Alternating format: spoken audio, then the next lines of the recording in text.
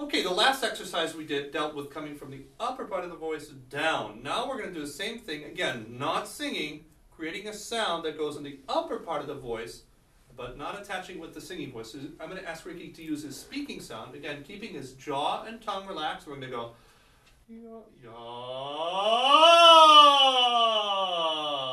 Try that, Ricky. Ya. Good, one more time.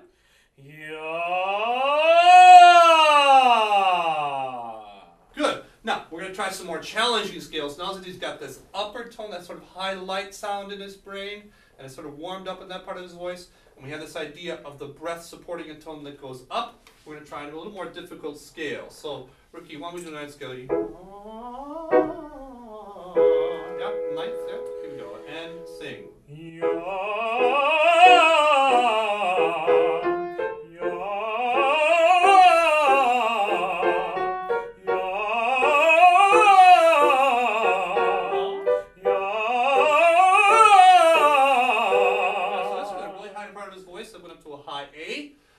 And I don't want to test them any further before we go to an arpeggio. So the scale is really an important part of warming up. Scales teach us how to use the breath, connect the breath to the sound. Before we go on, I'm going to do one more exercise in resonance now. Okay, so we've got the breath connected to the vibration. Now we have this whole item up here, this whole thing hollowed out inside the skull we call the resonance space. We want to open that up. So we're just going to do a series of vowels, E, A, A, O, U. On one pitch only, again in the middle part of the voice. We're going to go.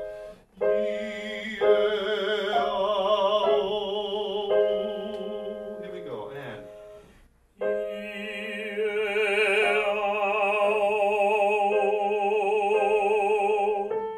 And sing.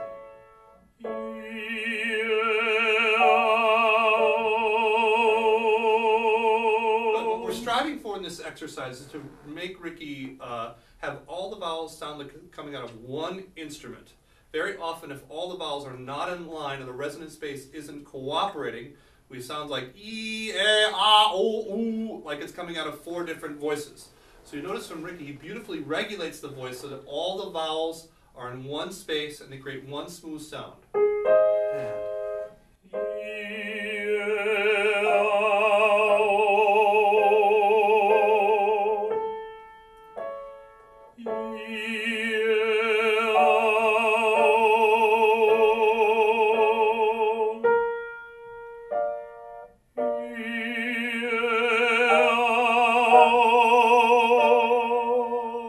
Good. So one thing I should mention about breathing, of course, breathing is the most important part about singing. We could go on in a video for about an hour about breathing, and Ricky will attest that we talk about very little else in our lessons. What Ricky's very conscious of is making sure that he's breathing down low, making sure that he's not going up to breathe like this and then coming down like that. So he breathes very low, diaphragmatically, and then relaxes it back up when he needs to sing. So in all these exercises, he's been very good in doing that.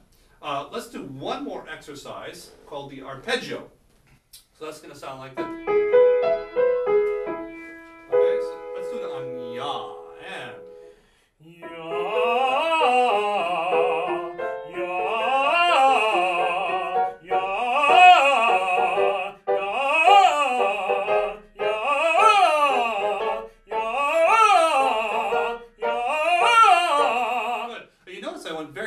toward the end. I started very slow. It sounded like a baseball game where they go faster and faster on those chants.